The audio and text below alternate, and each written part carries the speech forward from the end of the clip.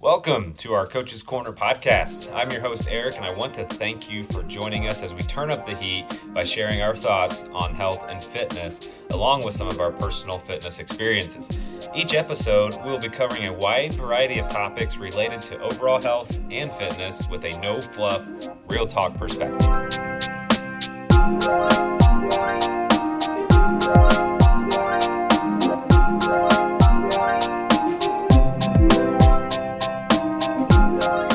Welcome, everyone, to this episode of Coach's Corner. Today, we will be discussing navigating food and fitness through the holiday season. I'm your host, Dana, and I also have hosts Eric and Amy here in the studio. Hey, guys. What's up, guys? Today, we will look at a real-life approach with insight from different perspectives to maintain some level of health through the holidays. We know that can be difficult, so get ready for an open dialogue conversation on this episode. We have a very special guest here with us, one of our favorite Exos program managers at Well Humana Clock Tower, Zach Lauderwasser. Welcome, Zach. Howdy. Hello, everyone. As you guys know, we are turning it over to Amy. I have a feeling these are going to be pretty spicy today. No, I took it easy on you. I took it Okay. Oh. So you guys know the drill. Have at it. I should have gone spicier. All right. So, Zach, I'm going to ask you some questions. I got like 10 of them. I need your quickest response. I'm unprepared. That's how we want it. All right. Are you ready? No, but Good. go All right. What is your favorite holiday? ahead. Thanksgiving. What's your favorite animal? Bear. What was your first job? Ice cream scooper. Describe your style in one word. Weird. What has been your favorite age so far? 24.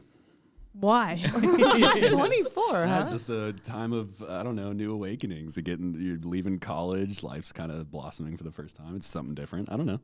I like that. What's your favorite Thanksgiving food? Macaroni and cheese. What is your favorite exercise? Probably deadlifts. What do you do to relax?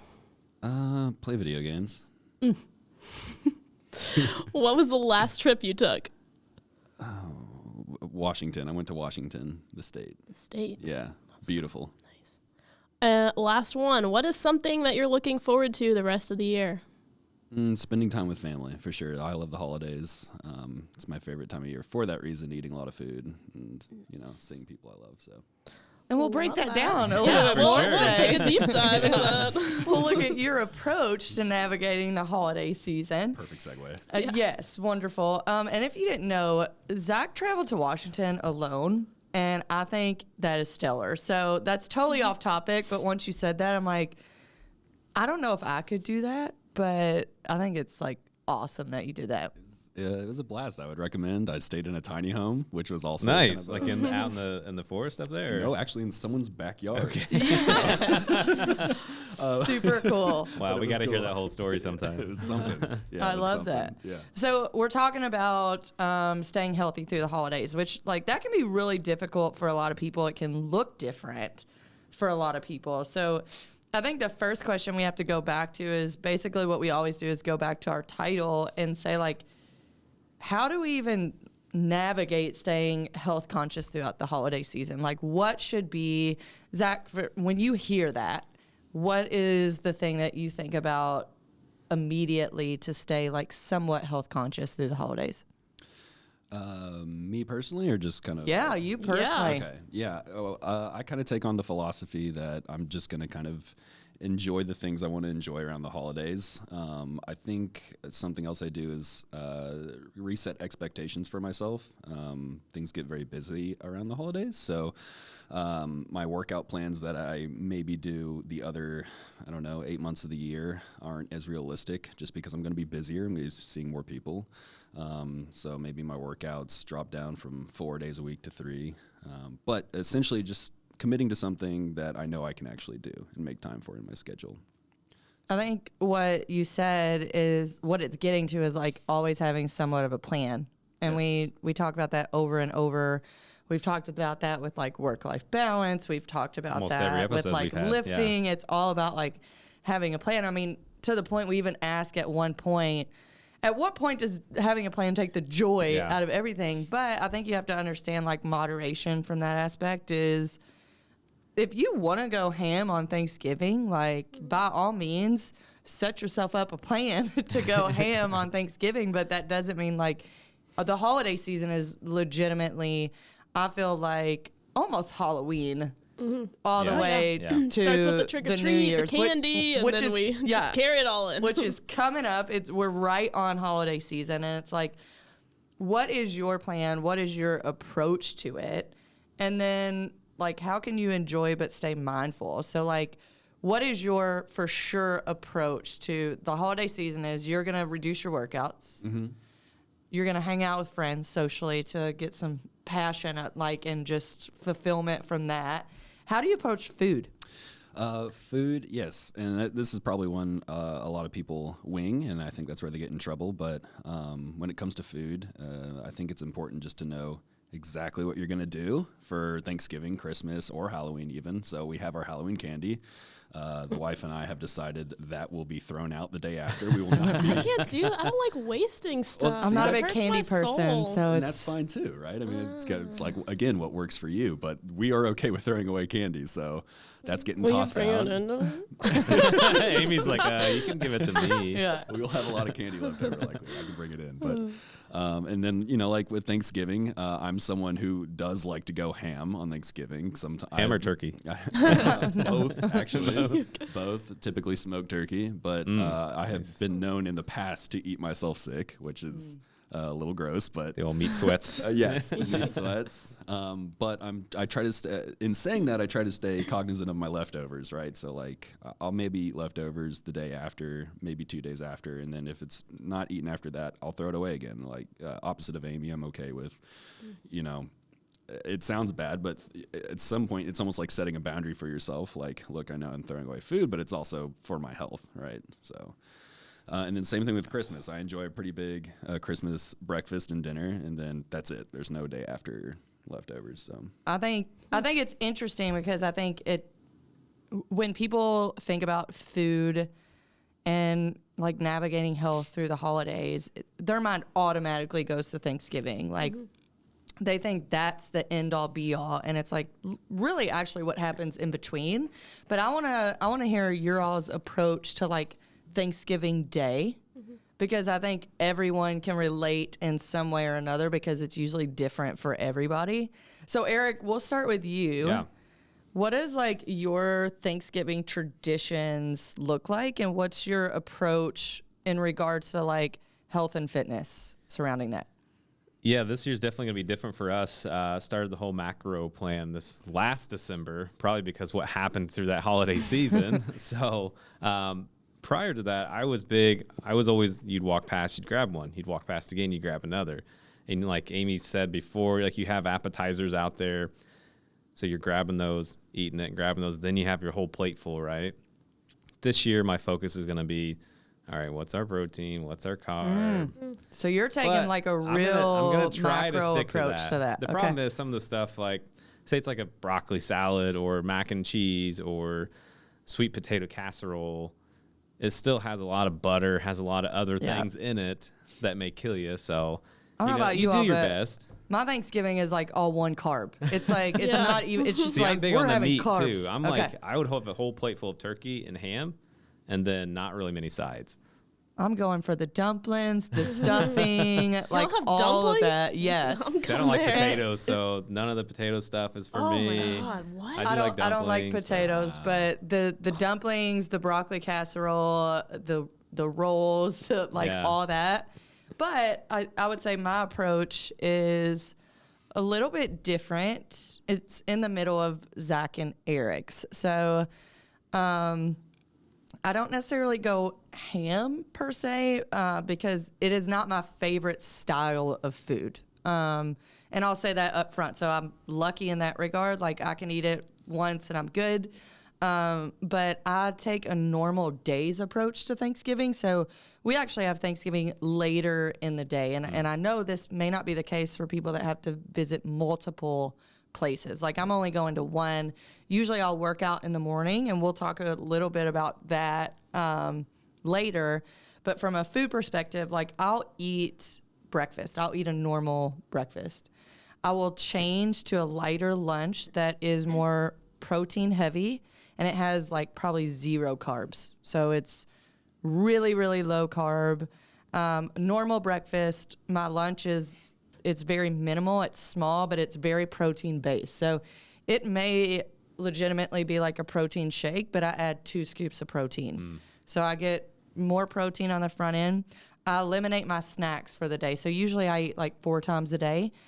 I'll only eat 3 on Thanksgiving. But then when it comes to like the dinner approach, I won't restrict myself from anything. But I will tell you, like, over the years, I've learned portion sizes, and we'll talk about that a little bit too. It's like I'm really good at portion sizes, and I have a thing where I will leave stuff on my plate. Like, I'm just that person. Like, when I'm full, I'm full. But I also think it's because I did bodybuilding for a few years. So, like, I knew what it was like to be really hungry. And now I know what it was like right after bodybuilding to be really sickly full. So, like, I've actually developed, I mean, guys, this has been like 17 years, an ability to, like, step away when I'm full. Does it work? So, like, say somebody doesn't eat, say they ate like 5 o'clock the day before, then they're like, I'm not going to eat a thing all day until 6 p.m. when we have that Thanksgiving dinner. Is that good? Is that bad? I mean, it's not necessarily bad from like a whole caloric standpoint. Like, they may actually do a little bit better, but like I said, my Thanksgiving is like just a carb fest. So then my macros would be completely way off. And I'm looking for more a balanced approach throughout the day because it's not my favorite style of food, right? So I'm not like, I want to just gorge myself because I love this food so much. That's kind of like, I'm just going to eat this on a regular basis. And then I don't really limit myself with desserts either, but like they're really small if I do get them. So I can have a little bit of everything. Amy, what's yours is different. Y'all are very calculated. I give myself Thanksgiving as a free day. Yeah. It's changed a little bit over the years. I used to be do not eat breakfast. Like, that is my meal, you know. But my problem is I'm like so hungry when I get there that there's usually appetizers out that I gorge myself on those. So I'm full for dinner anyway. Right. So it's like I should have just eaten I should have eaten a meal so I could have moderated myself better along the way. So now I do eat breakfast. My day usually starts out with a run. I like to do like a group turkey trot, or like I'll just do a trail run by myself or something, unless it's too cold. I like to do something in the morning. And then I'm down to 1 Thanksgiving this year, so we'll have it's not until dinner. So I will eat breakfast. I will have a heavy protein breakfast to like hold me over, and I know I'm gonna get my carbs later for sure. And then normally we do Thanksgiving at my aunt and uncle's, and they have just all of the food and like 3 of each type of food, and then like every alcohol you can imagine. So it's like I'm giving myself this day. I'm going to enjoy this, and I don't care. And I get uncomfortably full, and then I let it pack down a little bit, and then I usually go for seconds, like an hour or 2 later. Take a nap, wake up. So I'm go an back anomaly here. I'm not probably the best person to tell y'all how to have a healthy Thanksgiving, but I will say for like the rest of the season, I'm very social in these things. So like I will give myself like a party or, you know, Thanksgiving Day, Christmas Day, whatever, and go all out in social events. But like by myself, like I'm not gonna go crazy. Like I stick to my normal eating the rest of the time, and I do stick to my workouts. Like I don't scale those back. I enjoy, like I have to move my body every day in some way, whether it's just a walk or something.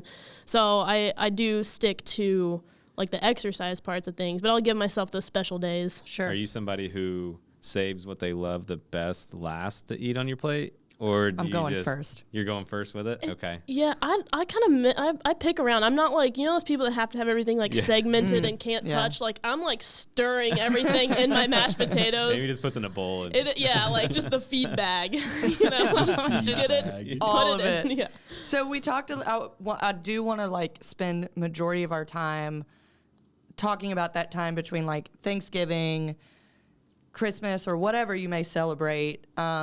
That those holidays, that time period. I want to talk about like the holiday parties, how to approach those, work, all of that, because you have Friendsgiving, Thanksgiving with your family. Then you start to have, my friend group has so many birthdays during this time really? too. Wow. So it's like, Wow. geez. Well, I think you have a lot of PTO too, where people are at home, so Yeah. they just eat because they're bored. And it's like different, you may have your friend's holiday party, you may have family holiday parties, you may have work holiday parties. So there's just a ton going on. So I want to focus heavily on that. But before we get into that, I want to talk about portion sizes. So Zach, can you touch a little bit about that and talk to our audience about like how they should approach just protein sizes, or not protein sizes, but like portion sizes, and what are the correct kind of sizes that they should look at?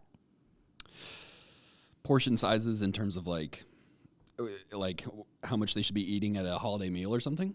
Yeah, about like, I think people have really big misconceptions on like what equates like one portion, where it's like, isn't it like the fist size Yeah. of like yeah. So yes, I think a lot of people get thrown off by portion sizes, and I think a lot of people are surprised when they see what a portion of a protein or a carb or a fat is, and we have that little tool with the meal builder that kind of shows you. But going over it, like if you're sitting down for Thanksgiving, or maybe it's the Christmas ham, and you're looking for like a portion size of protein, you're looking for something about the size of the palm of your hand. Right, so off the bat there, maybe you're thinking, okay, my one piece of ham is probably that's two of my two palms. bites. Yeah, exactly. And then the next one is carbs, which if we ball up our fist, let's say mashed potatoes, for instance, just taking any old carbohydrate food. But if we were to fill our fist with mashed potatoes, which would be a weird thing to do visually, but I've done it. That's how I eat it. but about that size or that amount of mashed potatoes is going to be about a serving of whatever carbohydrate again. So all that stuff's cooked then, right? When you go to measure it that way? Yeah, and again, this is just to get you in the ballpark. Obviously, Honey Nut Cheerios and mashed potatoes are going to be calorically different. Or Shaq's hands versus my hands are going to be a little different. Exactly. So these tips are just like an easy way for you to assess, get you in the ballpark of a true portion. If you're scooping the potatoes out of the bowl, putting them on your plate, maybe be a little bit more cognizant of what one serving might be. The big one, I think, where a lot of people get tripped up is fats, which is like the tip of your thumb, right? If you look at your thumb and that top knuckle up to the end of your thumb is that. So is you one be serving. eating way more servings of peanut butter than you really think. Oh, truly, yeah. Yes. I'd imagine people probably put like 4 or 5 servings of peanut butter on their peanut butter sandwich, Yeah. Oh, at least if it's only that from your thumb size. Well, and it's in reference, like what it's referring to is like liquid fats. So think about like oils. That's what Yeah. they're, so like, That's probably what, like a like tablespoon? Like if you were to tablespoon. fill, Yeah. like Okay. dump oil Yes. into the top of your Yeah. thumb. so it's like not like 9 almonds have to fit on your Right. thumb, but it's like a reference in a liquid form. So a lot of times, Gotcha. like with a lot of fats, they're more liquid form. But think about like avocado or peanut butter, things like that. And then if you're doing seeds or something or nuts, like maybe look at the back of the package. But portion sizes are a lot smaller than people Yeah. think, especially Yes. like in American Yeah. food culture. Like they're 4 times what your portions I- really should be. Have you ever actually, like, I'm sure you have, but like, measured out Man. like the amount of like chips in a serving? Like, There's have like you ever, 9. it's Yeah, it's so like 9 chips. sad. It is so sad. Yeah. I don't like that. It's a warm up for sure. Yeah. So people talk about weight gain through the holiday season, things like that. And I mean, it's true. Like there's some weight gained. But I think it's their approach and the longevity of what they are celebrating. Those habits Like, that they pick Yeah. up. yeah, so I think Zach picked up on like a statistic around that talked about a study. So can you share what you learned from that, Zach? Yes, there was a study performed that essentially trying to figure out how much weight people actually gained over the holidays, and it wasn't that much. It was 1 pound. I will. Zach and I guessed 10 pounds. I was right. I was about to be honest and grossly overestimating the amount of weight gained, and maybe there's some outliers who do gain that. But the study monitored from like end of October through essentially like Christmas or the New Year's. And it went on to say, even though only a pound is gained, the real problem kind of comes in afterwards. They continued measuring these people throughout the following year, and noticed that it was more about the habits formed from October to Christmas that got people in trouble, because although you only gained a pound, those habits of being a little bit more sedentary because it's cold outside, you're not going outside doing as many things, also just eating a little bit more unhealthy, probably affording yourself some more Christmas cookies here and there. Those things carry over. It's not like those things just stop, right? We're human beings at the end of the day. So the problem was that the weight continued to be gained, even following the 1 pound weight gain at the end of December. So carrying on to the spring, people continued to gain weight. So I think the big takeaway there is to get back on the horse once the holidays are over. Don't let it linger. Check yourself. And even stay there throughout, right? It's like, it's everything else in life. Like, moderation is key, where you don't have to, bring your food scale to Thanksgiving. We're not saying that, but like, what is in between, and what does your day-to-day look like? Like Amy mentioned, she's going to enjoy those days, and that's perfectly fine. But she also knows during the mid portion, she's still hitting her workouts, and outside of those social events, like, she's really cognizant of what she's doing day in and day out. And I think that's a problem. And it's so hard for people with families, jobs, all that. Like, it's a really stressful time of year. It can be a sad time of year. It can be happy for some people. It can be romantic. There's just so many.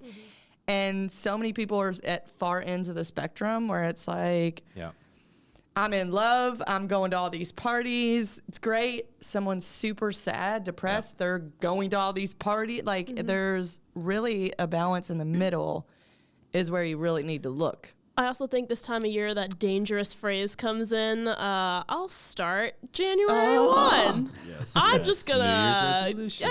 I'll get that. I'll take care of it in January. Like, why not start like November What's gonna 17th? change? Why are you gonna want to do Right. that? It's still gonna be cold. You're like, what's gonna happen in January? I love the quote that you say a lot of times. It's like, we often hold our future self in higher regard. Yeah. Like, oh, we'll do it January 1. Yeah. Like, You're not. If Susie, you don't if make you ain't any doing it changes, then- if you don't make any changes and you don't do anything different, come January 1, you're not gonna have any more motivation to do it than you will right now, just because the date changed. it's all a mindset. Like, everything we 100%. do, like what Zach just mentioned, like behaviors are developed, yes, by action, but because of the mind. Like, your mindset Right. took a shift and actions started to change, and that becomes a behavior. And it's just like, that's repetitive over and over. But it's also like, even if you aren't gonna like start like gung ho on your goals in November, December, at least don't dig yourself deeper into a hole. Yes. If that is your plan. So holiday parties. It'd be interesting to see with that study if it was like location based. If people in warmer climates like a Florida or Texas did better than the Midwest. It could have been. Yeah. Very interesting. Yeah. That would be interesting. Just because the season as a whole, like Zach said, activity goes down. Like, think about in the springtime when the sun comes out for like the first time, especially here in Kentucky, it's like super gray during the winter. Totally. When the sun comes out the first time, like, everyone's at the park, everyone's active. Seasonal depression's a Yeah. thing. Dude, I got to It's share real. a story with that. So, not seasonal depression, but just with the different climates. So, when I lived in Florida, first time I didn't have my family on Christmas. My wife was working on Christmas. It was just me sitting by the pool, went for a run before the pool. I was the only one out there. There's a little community pool. I was like, this is nice. It was Merry calm. Christmas to me. This is Like, all not right. terrible. Oh, God. So, I don't know about you all. I have a lot of holiday parties. Like, not a ton with my family, but I swear there's one after the other with my friend groups. And I'm just like, I need to breathe. I got stuff to do, people. I did have to reel myself in on these. I got some tips for this when you get to it. Well, we're going to kick it off with you. Like, Oh. you know, how do I feel like I can be successful in my health? And what I'm mainly talking about with health in this episode is mainly nutrition and movement. So we'll get to the mental state at another episode, but like, you know, how, with all the holiday parties, like, how do I make that a priority? Like, Amy, you said you had to reel yourself in with that. Like, what's your approach this year? Well, I realized that a big problem for me at holiday parties was mindless eating, because there's so much going on. There's so much stimulus. There's so many people to talk to and drinks, and like, there's just a lot going on that I found myself, like, I would always just like park it by the food table. Right in and the I would kitchen. just eat. I would just stand there. I mean, for like an hour. I mean, I would just stand, like, that's where I would be. Like, find me at the food table. And I wouldn't even realize I'm eating, and I fill plate after, you know, I'll pick at things and I'll fill a plate, and people come talk to me, and I don't even realize I'm eating, and I didn't enjoy my food, and I just took in probably 2,000 calories, just not even realizing it. So now when I go to parties, I don't stand by the food table. Don't do that. It's hard because every party is based around the kitchen usually. Yeah. So it's like very everybody difficult. shows up and they're hungry and they're like, they don't want to walk away from you, so then everybody just congregates right at the food table. Yeah, but there is like good food, and I still want to eat it, but I want to enjoy it, like, and notice that I'm eating it. So I will make a plate, like just a few little bites of everything that I want to try. Like, I don't load up a whole. Well, I do put a lot of cheese on my plate, but like, I'll put a little sampler, and then I'll just go stand off for a moment and like notice that I'm eating and enjoy my food for a second, and then go back and mingle. That's a solid approach. Or just not be like, I don't know, like, just give me a moment with my food. Yeah. That sounds weird, but because I did a WellFit webinar on mindful eating, and it kind of was like, because if your mind doesn't notice that you're eating, you don't really get that mind-body connection of feeling full, so you can just keep eating all night. Yeah, you don't and have not realize like it. Ghrelin is not kicked in, like all and of that it still has stuff. calories, even if it's not a conscious There's some of those thing. platforms out there now that you go through the source of questions, right? And it tells you, oh, you're a bored eater. Oh, you're a stress eater. Yeah. Wow. For me, it's like I usually know what holiday parties I have coming up. A big one for me is to not indulge between the holiday parties. So during so the hard, holidays, too. people just like bring stuff to work. Like there's cookies, Rice Krispie treats, everything, like always in the staff office. And it's like, literally, Karen, we have a party tomorrow. Like, we don't need this today. So, Are you talking about our staff office? Because I'm like, shoot, I'm in the wrong staff office. But for those type of things, it's kind of like I'm not gonna partake in that. I choose not to on those days. So like during the holiday party, I can enjoy what I want to, and then kind of go on from there.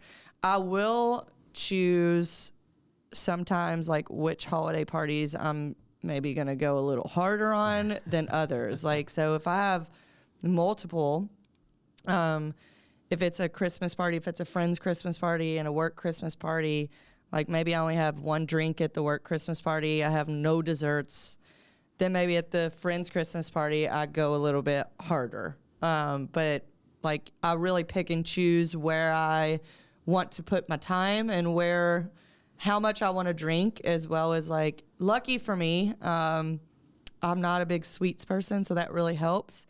But like Amy said, like any appetizers, cheese tray, like I'm done for. So for me, I can't stand by the food table because I'll just eat like any type of chip, anything like that. So it's like, make your plate, move away, and like I decide early on like if I'm gonna have dessert or not. Like, and it's usually if I'm craving it. If not, I can kind of do without it. But I also limit my alcohol. So I decide when I'm going ham and when I'm not. Like, there's type of settings where it's going to be a little bit easier too. Right. Where you're like, probably shouldn't have Right. this many in this setting. So I limit to what I want, and we'll talk calories and alcohol content in a minute, but I want to hear Zach and Eric's approach. Zach? Do you guys, sorry, Zach, I'm going to jump in. Do you guys ever feel pressured, like when somebody brings something to the office, to not make them feel bad and you don't eat it, or you do eat it because you're like, well, I guess I'll have one so they don't feel bad? I don't eat it for them not to feel bad. I feel pressured because I usually want it. I'll answer, I do not. Okay. I used to a little bit, but now like it's for me, and I honestly I don't really think they give a shit a lot of times. So I haven't heard any bad like, why are you not eating my never food eats yet? the donuts. Well, then I just have to like whatever. Yeah, whatever. All yeah, right, sorry. I'm good. For me, it depends 100% on whether they made it or not. If I know they put effort into it and they brought it in the office, Oh, I'm really? like, oh yeah. I would think the other way, like if they bought it and they brought it, I'd feel bad. 'Cause I'm like, oh, they just wasted money. No, I mean, you waste money on ingredients and time making And it. time. True. Yeah, They put love into it, you know? Exactly. And they're like, "Did you get a chance to try it?" I'm like, So what if it okay, tastes I'll bad? try Or it. you're like, that's great. Oh, absolutely. Yeah, everything. does- If anyone's baked something and brought it in, it's been delicious, even if it wasn't. If you know what I mean. So Oh, you're too kind. Like, Hot take Amy over here will let you know. so Zach, like, how do you go into holiday parties? I am the same as you, Dana. Actually, in between the parties, I tried my best to eat right. Like we were just talking about, if people are bringing in snacks, unless they made it themselves, I'm not going to eat like the cheap store-bought cookies. I know what those taste like. It doesn't do much for me. I don't need that in my body. When it comes to the parties themselves, I actually almost always eat something before going to the party. Good idea. Yes, and it probably isn't a full meal, but it's probably like an apple and a sandwich or a protein shake, whatever. But something so I'm not going into the party full, because I don't typically eat party food, but I am a social drinker, so I game plan for that as well. I don't drink daily, so I kind of limit my calories there, and then like you were saying, Dana, I kind of just enjoy myself at the parties. If there's lighter alcohol options, I'll drink those. But yeah, most of my calories are probably coming from alcohol at holiday parties, and I try to just fill up on decent food before I go to the party, so I don't eat the high calorie party foods. I think it's important too to state, like, I don't think people mostly know the stats with alcohol and maybe how to approach it from a caloric standpoint if they're going to parties. So I want to touch on that a little bit, Zach. This is about to break my heart. Yeah, this is about, it might crush some souls out there, but there are some better options usually than others pertaining to alcohol and calories, as well as how they're processed within the body. And some things that you can do if you know you are going to be drinking, how you can kind of substitute that out calorie-wise. So let's talk about worst to best option, and let's give the calorie breakdown here. Here's the thing: is it gets a little tricky because there are items that are going to be lower calorie, but the efficiency at which, if the goal is to feel inebriated a little bit, you have to keep that in mind. So while some of these things will be lower calorie, you also have to imagine you're probably drinking more of them to get to wherever it is. And you're not like, this is just calories, guys. This is not like any sugar breakdown either, because that's going to play a big part on what's happening. Like, this is just caloric, and then I'll talk to you about, actually, alcohol is its own macro. They don't talk about that a lot. Does that mean you What's get it, to 7? have it? No, it does nothing for your body. It actually is harmful. Like, it's Dehydrates you, right? toxic. Yeah, it's a toxin. Yeah. But it does have a caloric value. So it's actually, for 1 gram, it's 7 calories. So you can kind of, if you want to get super nerdy with it, I can help you out. Like, I can give you the breakdown of like what to substitute, but you're not getting any nutrients with that. You're getting 0, but you're just getting that's why they call it empty calories, because it does have a calorie content, and that's how you have you have calories in beer, you have calories in wine, you have calories in bourbon, whatever.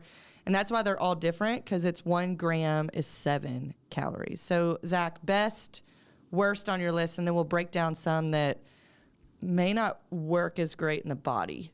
Yeah, absolutely. So I'll just kind of run down the list real quick. Beer is going to be your. This is all. So I kind of average these out all to 1 ounce as well, which is like a little under a shot. So when I'm going over these calories, it's kind of obviously you'd never just drink a shot of beer. I wouldn't think, anyways. Maybe you do, but so the lowest calorie option is going to be beer at about 13 calories for 1 ounce, or 8 if you're drinking a light beer. And then you have wine at 24 per 1 ounce. And then you've got vodka and rum, both sitting at about 64 calories per 1 ounce. And then you have whiskey at 70, gin at 73, And then the biggest offender is going to be like mixed liqueurs, right? So if you're having a cocktail, that's try to enjoy those and not drink too many, because those are going to be your biggest offenders at 114 calories. Yeah. Is an ounce a shot, or is that 2 ounces? It's like an ounce and a half. It's like an ounce and a half. And like, for example, wine has really low calories. However, it has the most sugar. So it's often hard for the body to like metabolize that. But it has antioxidants. Yeah. I mean, hey, it has its pluses, but like your easiest breakdowns where you're not going to feel like, I mean, you still might feel like crap is if you drink a lot, but the ones that are most easily like broken down are going to be like your clear liquors, as well as like maybe your bourbons. So think more vodka, rum, bourbon. Wine's going to have a lot of sugars. Beer's a little bit different, on a different type of thing. It's not more sugar, but it's some other things that are being broken down. But it's interesting, like you can kind of replace alcohol for a macronutrient, since it's a macronutrient in and of its own. Like if you know you're going to a party and say you're like, I'll probably have 2 or 3 drinks. What I would recommend if you're concerned about a caloric intake, and again, I'm going to preface this with alcohol has no nutrient component. So it's not the same as like taking out your good carbs and putting the alcohol in this is just from a numbers perspective. But like you can, your lunch and dinner maybe have really low carb and have really high protein. Keep the protein as is. And then you've reduced your carbohydrates quite a bit to equate for the alcohol calorie content that you're going to consume.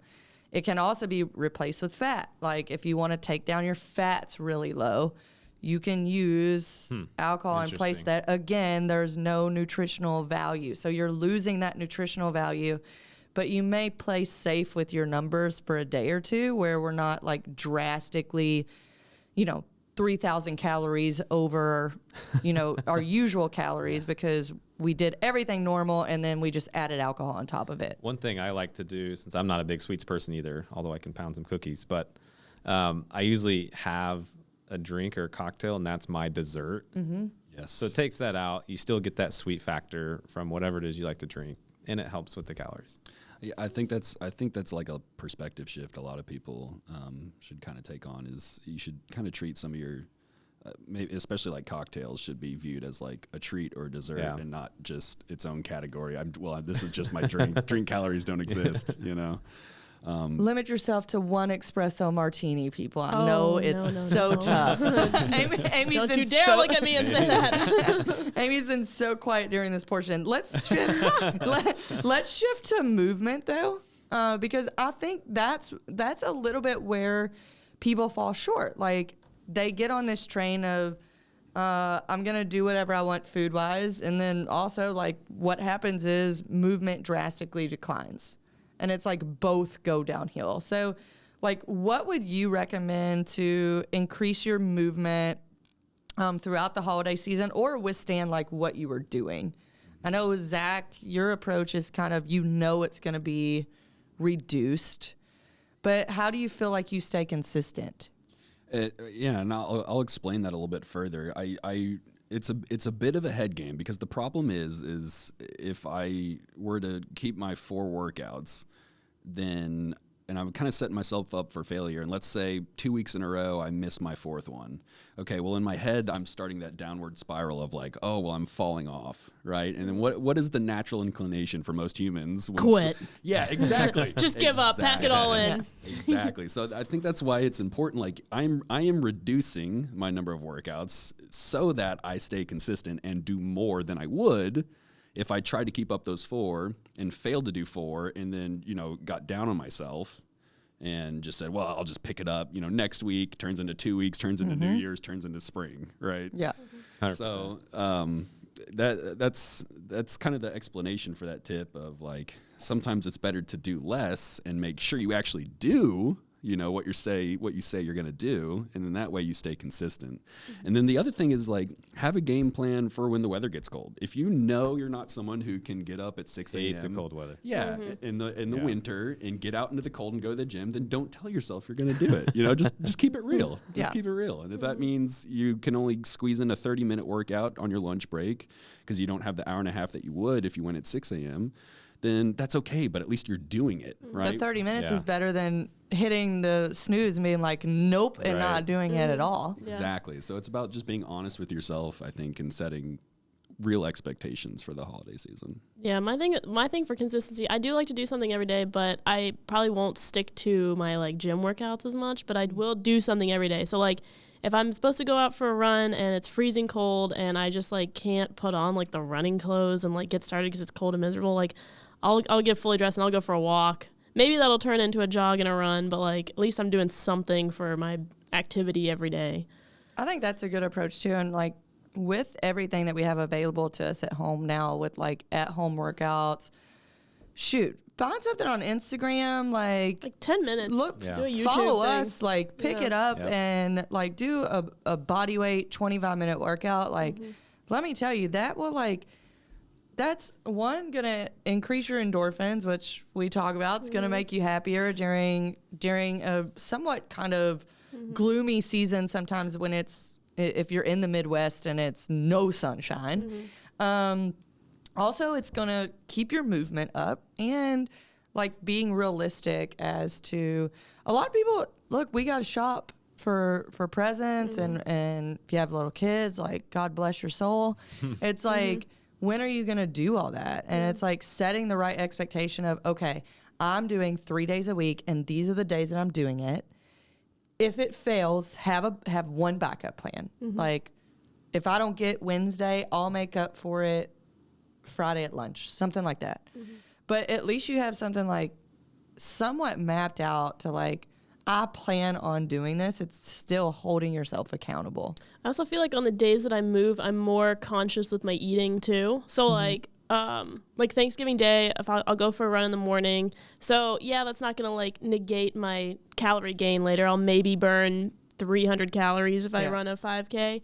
But I'm like, I'm more conscious of like my calories in, calories out. I'm like, oh, I worked hard. Like, I don't know. It just makes me more health conscious in general to keep moving. Whereas like, if you fall off your workouts, then you just kind of start this downward spiral of like, I'm fat. Well, it's all right. I can eat whatever I want. Yeah. And it's a spiral. So just keeping, even if it's just a 10-minute at-home workout or a walk around the block, like something to keep you like health conscious. Start it with Thanksgiving this year. Like go for a walk with your family after dinner. Like I promise you will like maybe you won't feel as much enjoyment because people love football, but like you can watch that when you get back. Like these are little moments to take advantage of when it's like 10 minutes. Just like take the kids outside or go with your significant other or your grandmother or whoever and just go walk for 10 minutes, like, and see how you feel after that. Or play some football in the yard, things like that. I want to touch on one more thing before we close it up here. A lot of people travel during the holidays. So we'll go around the table and then we'll shut it down today. But what are tips that you have for people that are traveling a lot through the holidays?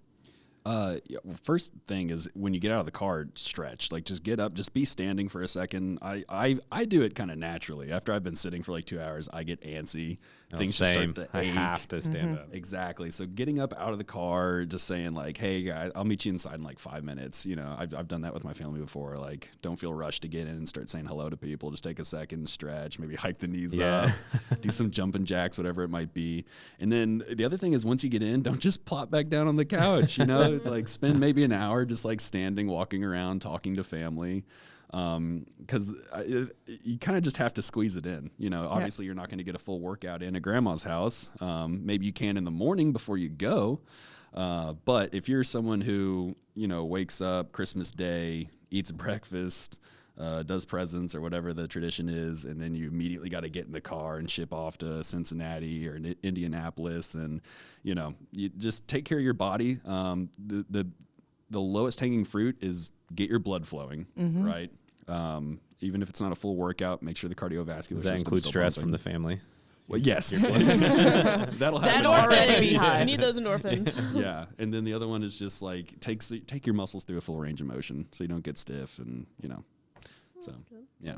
What do you got, Amy? I think mine would be a little bit nutrition based for traveling. So road trips, I know people love road trip snacks, but maybe try to do something a little healthier. Also, like if you're traveling in airplanes, like airport food, like watch out for that. You can still eat healthy, like out. You can grab a salad or like a turkey sandwich or something and drink water and not just like pound airport beers. Like there's ways traveling to keep it healthier and have a plan for the nutrition part of it. For sure. I would say for me, it would be like just the mindset thing. Just because there's travel doesn't mean you can't do it, is like wrapping your mind around the how. So like some tips I would say is like find like a movement app that you like a recharge break or a 10-minute kind of, like Zach said, range of motion thing that maybe if you're in a hotel you can do as well. Is like most hotels have hotel gyms. If not, have like some type of app or something that you can follow and just make your mind up before leaving that's what you're going to focus on. Eric, you got one? I do. I travel a lot in the holidays, so we make probably at least 3 stops minimum for Thanksgiving and Christmas. So one thing I would say is our family's bad at this, but they send you home with all kinds of leftovers, cookies, everything. Put those in the very back of the car. Don't put them in the front seat next to you where you can grab one when you're driving your 2 hours back home. Throw it all the way in the back. That way when you get home, you can either toss it out or you can pick another day to go at it. Very nice. So, guys, we just talked about movement and nutrition really through the holidays. Our next episode, we're going to be talking about the mental approach to the holidays because we know it's not always easy. Zach, thanks for joining us today. Happy to. We appreciate it, and thank you guys for listening. Thanks, guys.